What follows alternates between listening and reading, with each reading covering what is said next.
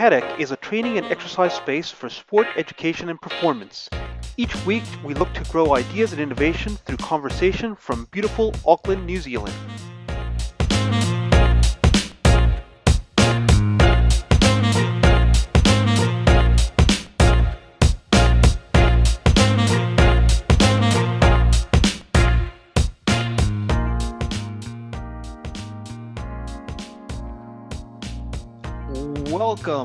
Welcome to this week's The Paddock with Joey McGrath.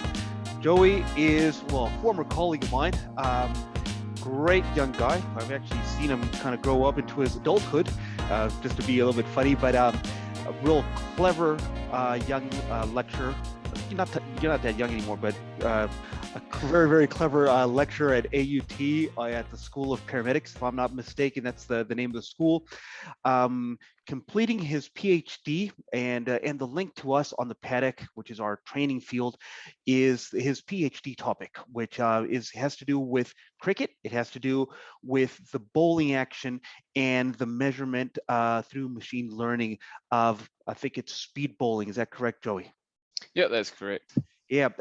So today we're going to talk about basically machine learning. We're going to talk about technology. We're going to talk about apps. We're going to talk about usable wearables, technology wearables that we use every day, and how that can actually inform greater research through the work that Joey's been doing over the past. Now it's been about 2 or 3 years. So welcome on board, Joey. You do your own introduction of your own background. I know we're going to be going straight into your PhD research topic, but talk to us a little bit about your background and your journey of how you've came to this. Cheers, Fran. So basically, I left school and did a paramedicine degree, and then I went into sport and exercise science as well. Well, I did my paramedicine degree, and that was basically to have a job while I studied, and then I ended up starting a business in applied exercise physiology with Graham. I think you've had him on here before. Yep. And so we had a little gym in Milford, North Shore, where we did mostly cardiac rehab and rehab with other health conditions like cancer and pulmonary disease and things like that. And so we used to test them and give them specialized training programs. And then that got taken over by AUT. And then I got a job as a lecturer at MIT in the School of Sport. Did that for about 7 years. And then I moved to AUT to go back to where it all started, basically in paramedicine. And it's actually been a little bit longer, for the last about 4 or 5 years, I've been doing my PhD in sport and exercise science. And the topic has been measuring fast bowling workloads using an IMU, which is a little accelerometer and gyroscope. Often they're in all phones now and watches, but yeah, to measure bowling load through machine learning. And so that's been my topic. So let's go back a little bit here, because you've done the full circle. You started in paramedicine, and you're back lecturing paramedicine, but you're very keen in sport, and you had that long stint in sport and exercise science through the clinic and through your lecturing with us at MIT. But you've remained very linked to it. Where does that fondness to sport come from? And I know you're a very avid surfer. Yeah, I used to surf for many years. I've played cricket, rugby league, golf. So just, very keen in sports. I actually I moved from paramedicine to sort of sport and exercise science because I had a goal of being an S&C for New Zealand Cricket. Especially the Black Caps, but I did that for quite a few years. I was employed with New Zealand Cricket as a strength and conditioning coach. I took the Aces. I was the S&C for the Auckland Aces for a little while there, and then I don't know. I think just as you get older, things change, and I wanted to move back to paramedicine and just get stuck into research. But yeah, I've always very fond with sport and exercise science. It's kind of, yeah, my background. It's what I know the best probably, and yeah, just absolutely love sport.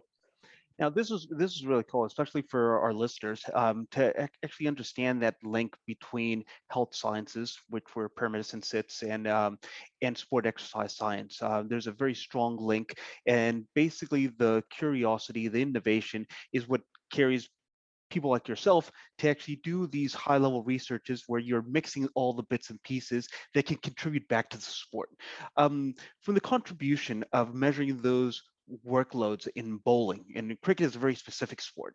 In bowling, the bowling action is very specific action in regards to sport itself.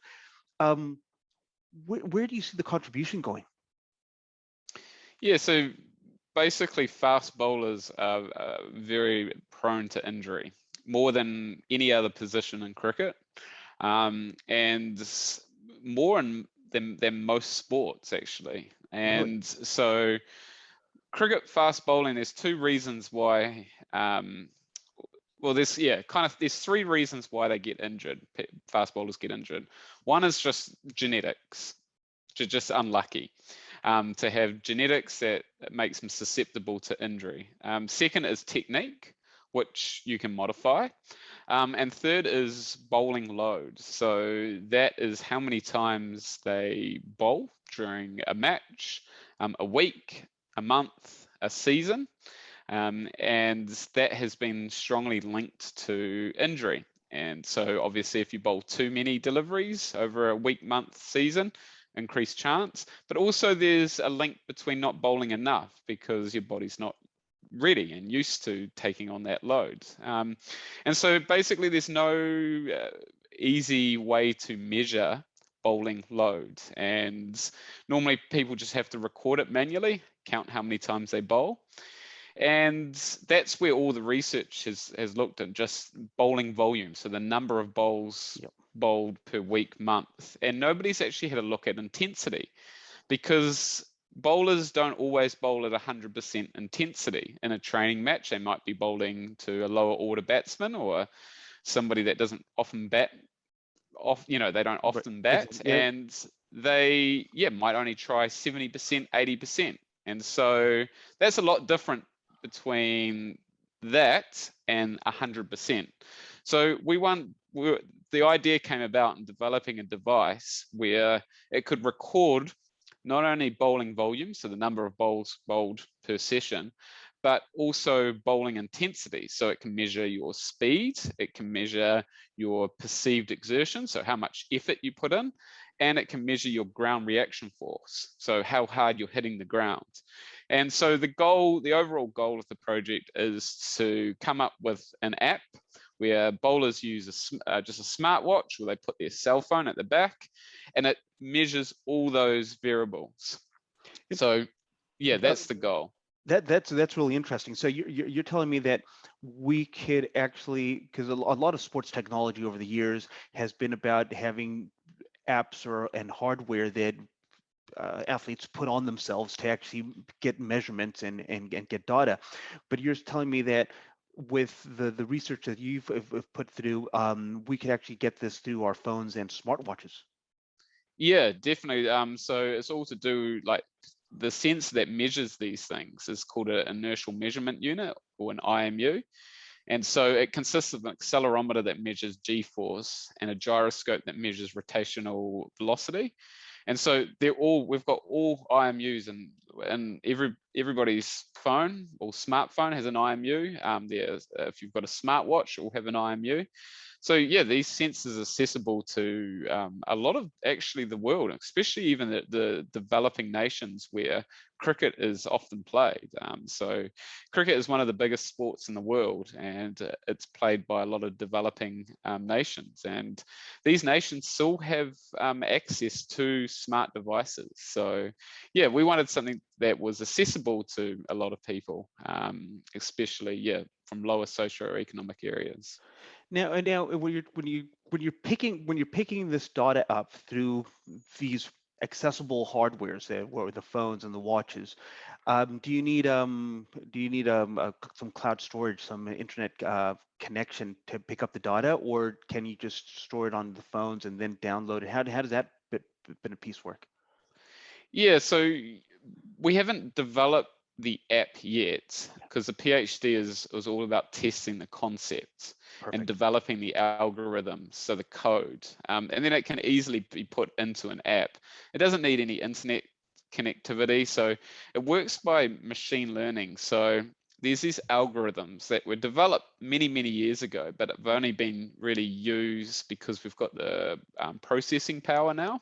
Yep. And so what happens is that you get people to wear these IMUs, so these smartwatches, these iPhones, and that's literally what we got. We attached them onto a sport vest. And so we measure the raw data, and it just collects all this raw data from the accelerometer and the gyroscope. And so what we do is that we train these machine learning models to understand what a cricket bowl is compared to an outfield throw. Yep. We train it by saying, well, this particular bowl is 125 kilometers. And so what it does is that it's quite amazing, these algorithms. It learns it learns from all that data, and it looks for relationships between the data to figure out what is a bowl of 120 kgs or kilometers per hour, what is a bowl compared to a throw.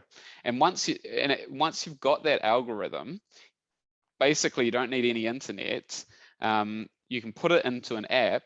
Perfect. And the watch or the phone can collect that data, the algorithm can process it, and it can tell the difference between if it's a bowl or a throw or what speed it is. So that's how it works. And it doesn't matter if the bowler has a slightly different action from one bowler to another. The algorithm picks it up just as well. Yeah, that's a good question. We need to train it on many people. The more people you train it on, the better the algorithm is going to be. Because you get people that have different technique and things like that. So you want to as many bowlers as possible to train the algorithm so it can it's better at determining those differences. Yes, definitely. And this is what you were doing a couple of years ago when you went over to the UK and you were going around and getting different bowlers to actually measure them. That's what you were actually doing. Yeah, and we've found better results than we ever thought we would with measuring perceived intensity. It's kind of like RPE. So like when the bowler says they're going to bowl at 70 or 80%, ball release speed, so how fast the ball is, and whether they've bowled it or done an outfield throw. So our results have been a lot better. And so we've actually just recently, to finish off the PhD, collaborated with a university in England, and where they use the England Cricket Academy. And so basically they've been now testing it where they've got a force plate in their cricket pitch. Perfect. And so we're actually seeing if machine learning and an IMU in the watch and the in the upper back can actually measure those ground reaction forces. So that's the last bit of the study, which we're literally just analyzing the data now. Fantastic. So you're analyzing the data, and how far away are you from completing it, and then the next phase, and what would be the next phase of where you're planning to take this? Yeah, so I'm planning to finish it by the end of the year. That's the goal. That goal's been like that for the last few years, but COVID's really stuffed it up because we've had this collaboration with Loughborough University, and England's been in lockdown for a long time, and they only collected half our data. So it was always tantalizingly close, and we've just been waiting and waiting for them to open up, and then they finally did, and they've collected the data for us. And we're just busy analyzing. We're on to the last study now, and so the introduction's written up. It's just we've run some preliminary results, and so we're just up to the last little bit. So yeah, hopefully by the end of the year, and then next year I will see if I can take it to Callaghan Innovations. Cool. which is a branch of the government that puts funding towards these small projects, and see if I can get some money to develop an app. Oh, that's fantastic. That's a great outcome for the PhD. Um, Machine learning, for our listeners, and especially for our sports-related listeners, you've done something very specific with regards to bowling and machine learning. But from the education space, from the sporting space, machine learning is where we're going in the current times. How important, from your point of view, from your experience, is it to actually find more ways to use machine learning? And if you could Yeah, explain what machine learning is for our everyday listeners. yeah, it's machine learning is now everywhere in our life. From the Spotify recommendations, that's all to do with machine learning, to a car driving itself automatically. That's all machine learning. So the early days of it was going through, they used machine learning algorithms to for spam filters in emails. So there, it's everywhere, and it's just going to become more and more. In the sporting sort of applications in sports, a lot of them to do with using cameras to automatically identify things. So there's cameras now that can automatically follow you when you play sport and things like that. And they feel like they might not even need to have camera operators in the future because they use AI. But the application is just absolutely endless. There's a lot of now wearable sensors now that can that use machine learning to measure whole heap of things: how many times you kick the ball, how fast you run, just anything you can think of. Pretty much you could use machine learning to estimate or classify. But basically what it is, I've kind of explained it. There's these algorithms, they've been around, some of them have been around for 50, 60, 70, 80 years. And so, they just haven't had the computer processing power to really utilize them. But now we do have that processing power. And so that's why we're finding more applications every day for machine learning. My partner is a data scientist, and that's all she does, is she just does machine learning. Wow. And it's to do with in agriculture and farming, and basically providing farmers with better insights and solutions. And that's where you can do with in sports science. It's giving better insights to coaches and players and things like that. But basically there's these algorithms that you can train those algorithms, and you can say, right, this is a particular thing. And the algorithms are a lot better at finding those relationships and understanding those relationships. And that's where that classification comes in. So it's endless. Now this is really interesting because with my American background, I follow baseball quite a bit, and baseball has been using a lot of analytics over the past years in regards to making decisions on lineups, similar to cricket in terms of lineups, pitchers, etc. And particularly this year, we saw a big change in Major League Baseball with regards to pitching, which would be similar to bowling, that an opening pitcher would actually pitch about anywhere between 5 to possibly up to 7 innings, and then you would have the relief pitchers come in. But now teams started using multiple pitchers during the game, so sometimes an opening pitcher would get 1 or 2 innings, 2 or 3 innings, and that actually changed how lineups and how team rosters were being used. And it has to do with the data and the capacity and the loads, like you were explaining with the cricket bowlers. But what was funny was that a coach that doesn't rely on analytics is the one that won the World Series this year. Which kind of pushes back against the ground that the use of analytics has had. So this is my question. You've been a guy that's been in the sporting sector. You've been an SNC with the Auckland Cricket and New Zealand Cricket, and you've been around the space. What do you think we need to do to actually push coaching to rely more or to use more data in regards to our decision making and in regards to coaching decisions? Yeah, it's a good question. It depends on the sport as well. There are a number of limitations to using machine learning and things like that and data.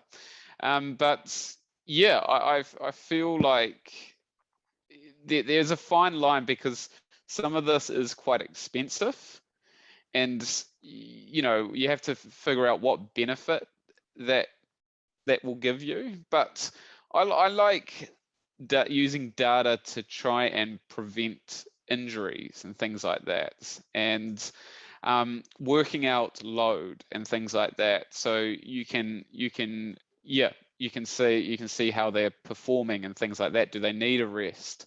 Um, do they need to have the day off from training and things like that? But also, there's some quite cool stuff that's going on. They're using machine learning with concussions and things like Right, that. right. So there's some quite cool, yeah, applications going around with concussions and seeing whether they can return back to play and things like that. And there's a whole heap of machine learning. So when they do the tasks, they're using machine learning to track their eye movement when they're doing the tasks and things like that to see if it was similar to pre-concussion and things like that. So yeah, there's that's kind of using machine learning and the data that way. But yeah, you do have to be careful because it can get very pricey and things like that. But yeah, in terms of managing load is sometimes a good way, but you don't always need the expensive equipment and things like that. You could get just using heart rate and things like that. That's a start and things like that. Yeah. Yeah, and that's interesting because again, costs, resources, especially at a moment where sport has been hit with the pandemic, and obviously the resources aren't there. Um, but there is a shift. There's definitely a shift in regards to use of data. We probably need to find the how to incorporate the use of data and like the specific of machine learning into sport. Um, I like how you mentioned that it's for you having a focus on using more information to actually prevent injuries is so important. Now, especially in New Zealand, where sport development is so important and it's such a big part of what the country is. We start with children at such a young age, practicing sport, taking them to a really high level of skill and an amount of hours of practice as well. Sometimes you have primary school kids doing more hours of sport than what they're doing of learning, and then into high school the same, and you have very what we call the high performing high school programs, and the amount of athletic development that's put into kids under 18. And again, and this is not the high end, this is still at the development level, and that's where usually the resources aren't put in. The resources are usually put in at that professional level. Where do you think we should be going? And this is blue sky thinking, Joey. Where do you think, with your background, with your thinking around the using of data towards injury prevention, understanding that there is a huge a scope where we have to cover the development years, the peak of those development years into high school, where again large resources aren't put in, but then we transition into of a more semi-pro environment. How can we incorporate a little bit more knowledge-based information data into coaching decisions for the welfare of athletes? It's a good question. It's still in its early days, and we don't yet truly understand some of this data in terms of how it relates to injury. So yeah, you can buy the smart watches and the sensors to track, but what does that actually mean? Some of the research is out there, but it's still an industry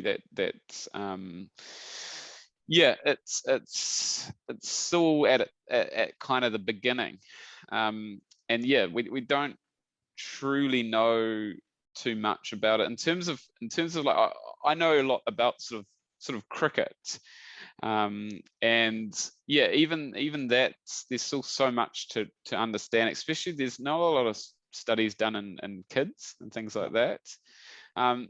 They don't get injured as much, but they can still get injured, especially in cricket, stress fractures and things like that. Yeah, it's a really hard one because you want kids to just enjoy it and just go out and play. I guess it's just, yeah, if you've got quite a pushy parent and they're trying to make them into a superstar, that's when issues come. But like in terms of using technology, yeah, sometimes it can be a little bit of overkill where the kid just wants to play basically. But yeah, there is, you got to figure out, are you going to use, before purchasing any system to track workload or to track any, using data, you need to figure out what are you going to use this information for. And if you're very meticulous and you want to follow it, then that's cool, and you can track it and you can follow loads and things like that. But a lot of the time the research actually isn't really out there to say, well, how much is too much and how much is too little, so it is difficult. It's to use because we just don't know yet in a lot of areas, and hopefully that research will be conducted in the next few years, and that will give us clearer ideas on what is too much, and then we can use these devices to say to say, yep, are you doing too much or are you doing too little, etc. There are some devices that measure technique, and so they can be useful for measuring technique and things like that. There are some devices out there, but again, it's still at its start, and and I don't think you could substitute yet an expert and things like that. But there are things, especially with golf, they're using AI and things with camera stuff, which can track your swing, and it can say, well, what you're doing wrong, and so yeah, that can be useful and things like that. Yeah, and that's what I'm thinking. I think from what you're telling us, there's an open invitation for current students, current professionals in the sporting fields to actually get curious in terms of linking up with sporting organizations and seeing where further research can take us in regards to the use of data. So it doesn't necessarily need to be machine learning. It could just be normal stats. How can normal stats with regards to whatever sport that we're talking about can actually inform coaching in terms of coaching decisions? Because my big concern, and probably my area of, because I'm there working with athletes that transition out of high school into that semi-pro space, or wanting to get to that semi-pro space in that rugby space. But again, with that first 15 environment in schools where you have 16 to 18-year-olds, that some of them look like men, some are still young bodies, and we're trying to, how do you make better informed decisions? And for me, I think the more data we have, the better. But you're absolutely right. Coaches do need to understand, okay, so what is this data trying to tell us? And probably and what you're saying here, look, we need to try to get some more research done. So strong invitation for the academic community, students, studying sports science, and even in other fields, computer science, to link up and support research that can help inform coaching, inform sport, so we can actually develop better decision makers in that whole aspect. Joey, what are you planning to do this summer, man? I'm going to, I've got heaps of surfing. I've got another project that it's all starting, and it's using machine learning as well, but that's more in the paramedic field. And in terms of CPR and chest compressions, so a device that can measure chest compression to see if you're, when somebody in a resuscitation, to see if you're doing chest compressions that is too deep or too shallow or too fast or too slow. So that's my next big project, and that's going to kick off this summer. So that's exciting. Awesome. Yeah, so that's pretty much that'll be me for a lot of the summer. It's trying to work out and getting a product out in the next 3 to 4 years that can hopefully save lives. That is fantastic. Fantastic. So you're keeping yourself busy with research, and you found your niche. Your niche is actually machine learning. Yeah, and applications and sort of I'll probably go down more a paramedicine route now. Yeah. Are you continuing with any links in the sporting environment? Yeah, definitely. I'll always have a link, in some capacity. I don't know how much these days, but without a doubt, like sport and exercise science, that's kind of where it began and where I spent most of my adult career working in. So yeah, I'll definitely still have links, but yeah, for now it's a bit of a change to paramedicine. Awesome. So if you want to find out more about what Joey has researched, his work with machine learning, his specific work with cricket, and the intensity and the workload of speed bowlers, the new app that he's looking to develop, please get in touch. His email is right below. Just write to him directly. I know you're busy, but you're gonna be happy to answer questions if anybody has any questions. I think from this conversation, team, what we get is, look, there's a sky's the limit in regards to where we could take our knowledge in regards to health sciences, sport, and information, especially with the technology that we have out.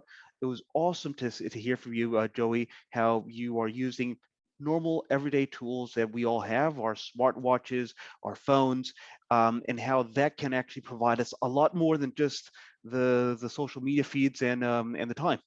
And it's great that we can see that basically research in these technology is really approachable, and we can take it to the next level. Closing off, mate, anything else that you want to add that I've missed that was important? No, I think we covered it all. Thank you very much for the invite and having me on your podcast. And yeah, get in touch if you've got any questions. Awesome.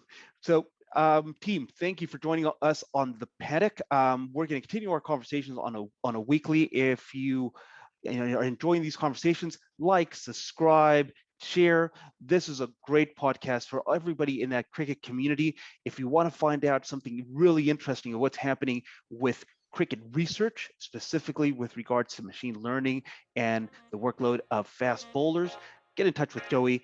Like this podcast, share it around. Great conversation. Thanks a lot, Joey, and we'll touch base shortly. Cheers, mate. Take care.